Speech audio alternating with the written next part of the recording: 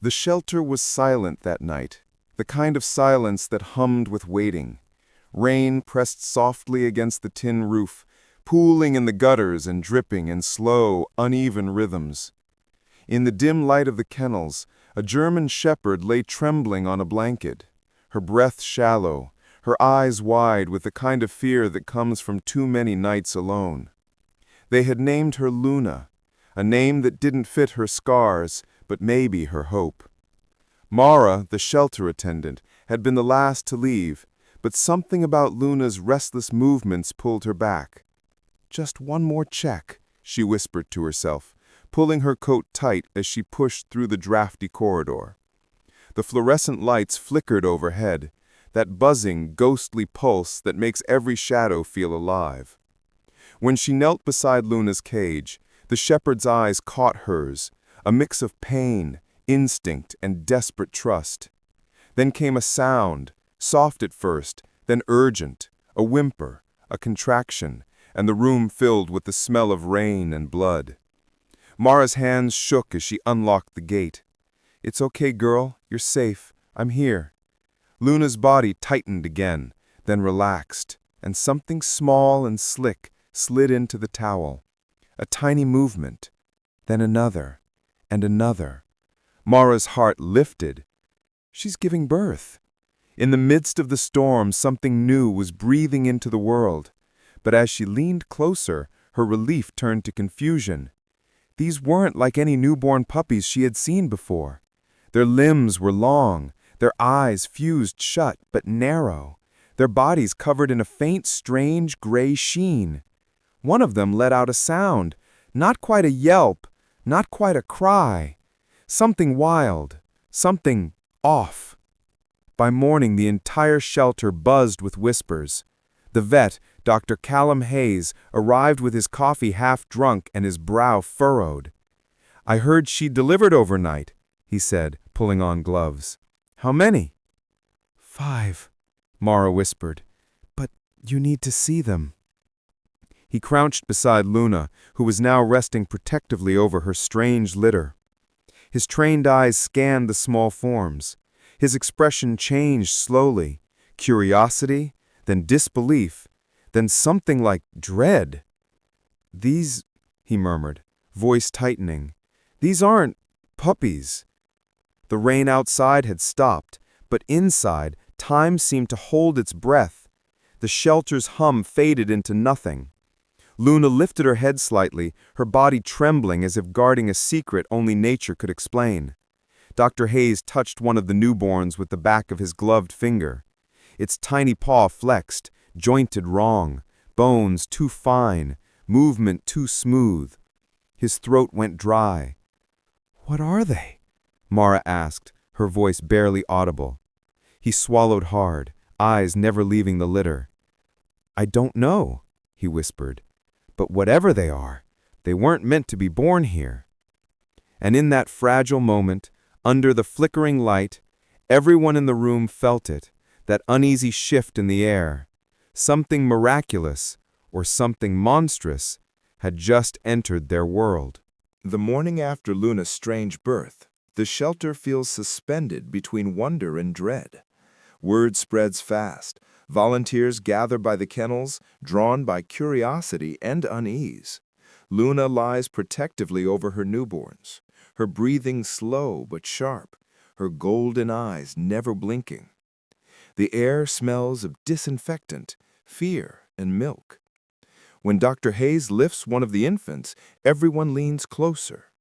It's small and trembling, but its proportions are wrong. Limbs too long, tail underdeveloped, faint webbing between toes. "Genetic mutation," he murmurs, though even he doesn't sound convinced.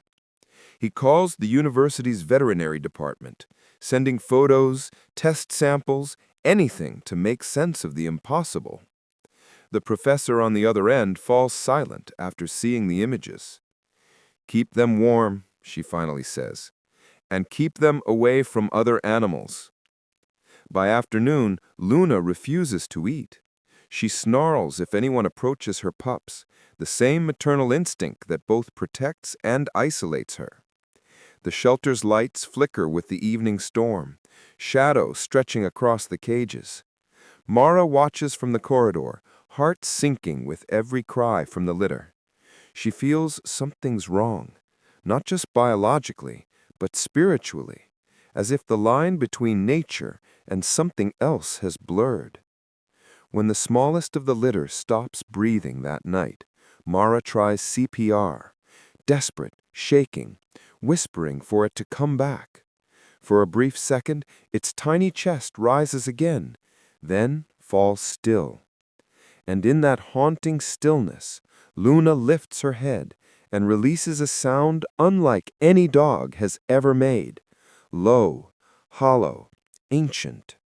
A sound that doesn't belong to this world. Something in their eyes. By the third day, the remaining 4 newborns open their eyes. Too soon, impossibly soon. The shelter staff stare in disbelief. Their eyes are deep gray, reflective, almost metallic under the light. They follow movement with unsettling precision. "This isn't right," Dr. Hayes mutters, studying the results from the first tests. Abnormal DNA patterns, traces of unknown genetic material. He calls it a contamination error, but inside, he knows it isn't. Luna grows weaker as her litter grows stronger. They move with uncanny coordination, crawling toward her milk even before she shifts.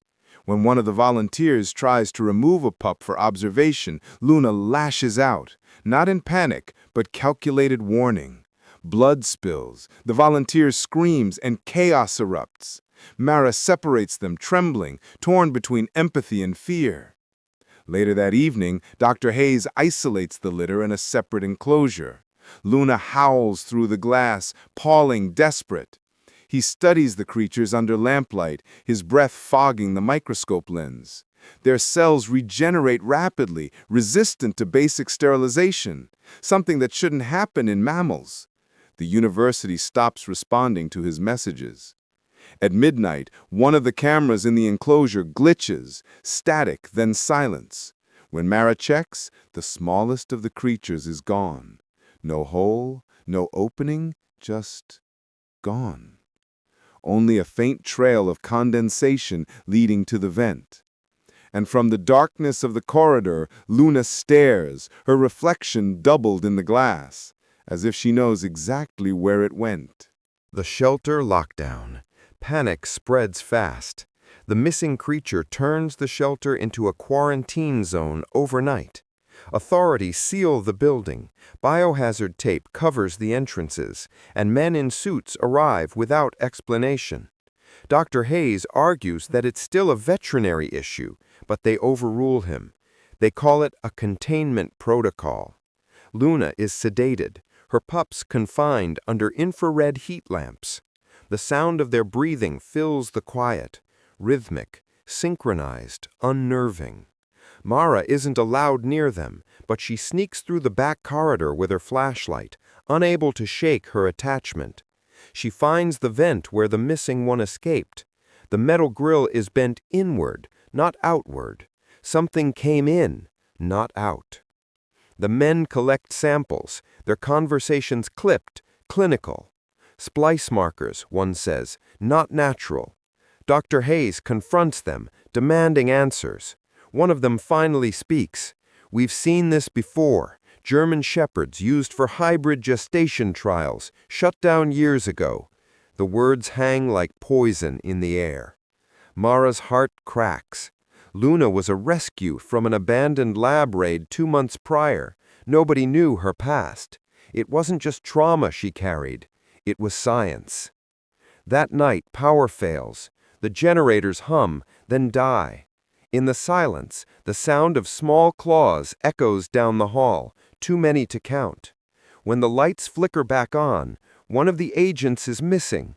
Only his dropped flashlight remains, its beam fixed on a trail of tiny wet prints leading toward Luna's cage. The night they fought to live. The shelter descends into chaos. Emergency lights flash red against the walls as thunder rolls outside. Luna's cage door hangs open, torn, not unlocked.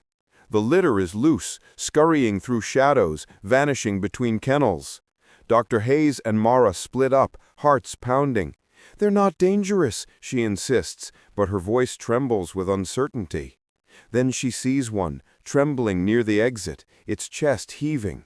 It's beautiful in a way that defies reason, like something between wolf and myth. When she reaches out, it presses its tiny paw against her hand, a fragile heartbeat. Compassion floods her. "You just wanted to live, didn't you?" she whispers. But from behind, a shout. An agent raises his tranquilizer rifle. "Move!" he yells. The dart misses the pup and hits Luna instead. She collapses, eyes locking on Mara, as if pleading, "Protect them." Dr. Hayes rushes to her side, checking vitals. "She's fading," he says. "Her heart's failing." He performs chest compressions, whispering prayers he doesn't believe in.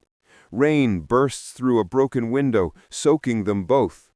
One of the pups returns, nuzzling Luna's face, whimpering softly. And for a fleeting moment, her heart beats again, one last surge of life for the ones she brought into the world. But outside, sirens grow louder, more vehicles approach. Whatever they are, the world wants them contained or erased. Mara looks down at the smallest pup in her hands and realizes she has only one choice left: to run. Born of mercy. Mara flees through the storm, clutching the shivering creature against her chest. The forest swallows her in darkness. Every branch feels like a hand trying to stop her. Every flash of lightning a warning. She can still hear Luna's final cry echoing in her head, a mother's plea for life beyond cages. By dawn, she reaches an abandoned farmhouse miles from town. There, by the warmth of a broken stove, the surviving pup opens its eyes again, the same metallic gray, but softer now, filled with trust. She names him Ash. Days turn into weeks as she hides him, feeding him, watching him grow, fast, intelligent, aware. The bond between them deepens into something unspoken, something sacred. Months later, Dr. Hayes finds her. He looks older, haunted. They're still searching, he warns, but they'll never stop if they find out one survived. He kneels, meeting Ash's gaze, and for a moment, all fear dissolves. Maybe he's the proof that mercy still matters. Mara looks out through the cracked window at the horizon. The world outside hums with sirens, greed, and science. But here, in this fragile silence, a miracle breathes. Luna's sacrifice wasn't for nothing.